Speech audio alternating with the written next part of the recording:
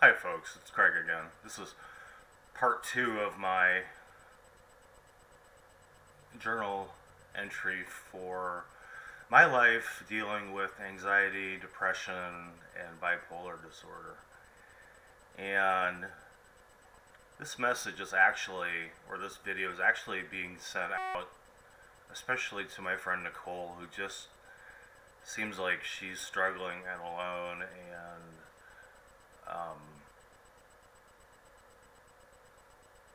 not sure how to deal with things, being paralyzed by just the thought of going to the store. And believe me when I tell you that it's very real.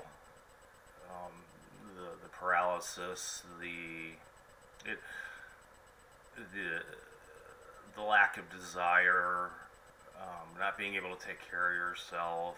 I mean, even hygienically. I wash my clothes and stuff like that, and I wear clean clothes, but as far as personal hygiene, I don't take care of myself like I should, and things like that. So, and I live alone, so I have no one else to help me, to push me to do these things, to help me get to where I need to go. I have to push myself or it doesn't get done. So, with that being said, definitely having people around you who are willing to help definitely plays a big role in your life, whether it be a friend, a neighbor, a colleague, anybody who understands what you're going through, someone who you've entrusted with this information, that they're not going to ridicule you for it or what have you.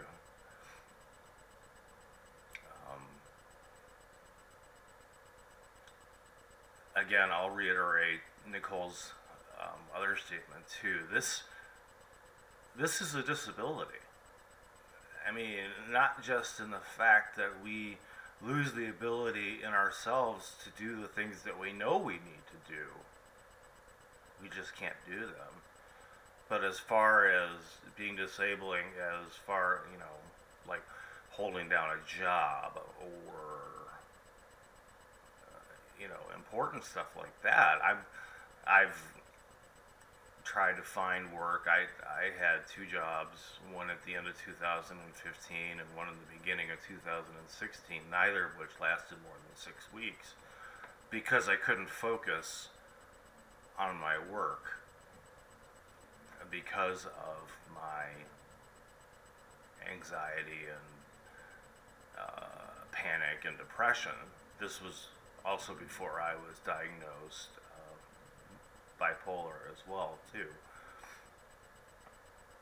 So, I mean, even the thought of applying for work scares me because I haven't had in much luck. I lost a job of 9.5 years because of this as well, prior to those other two short little stints at the other places that I worked. So, yes, it's debilitating. Yes, it can really screw with your life. Yes, it can affect your eating, your sleeping, your everyday habits, your everyday, responsibilities. It can affect everything. So,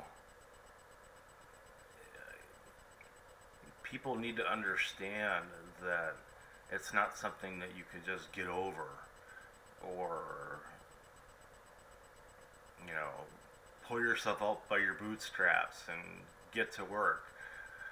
This is not something that we can control. This is not something that we have a choice in. This is a real live disease for which there is no cure.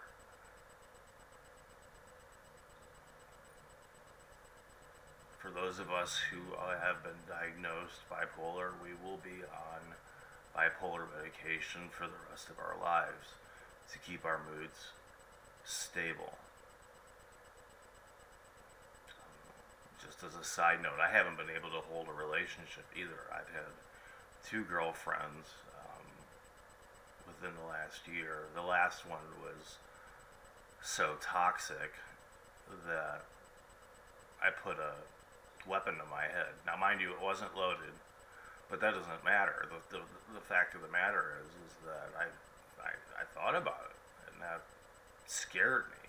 It really, really scared me because I'm not that person. That's not how I was brought up. So, in closing, again, for those of you who are,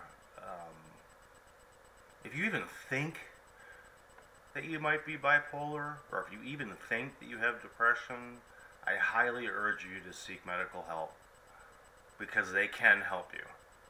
There is help out there. There's drug therapies. There's therapists, which I take both medication and I see a therapist once a week. And it's been good for me. It's been good for me, especially now that they got the diagnosis right.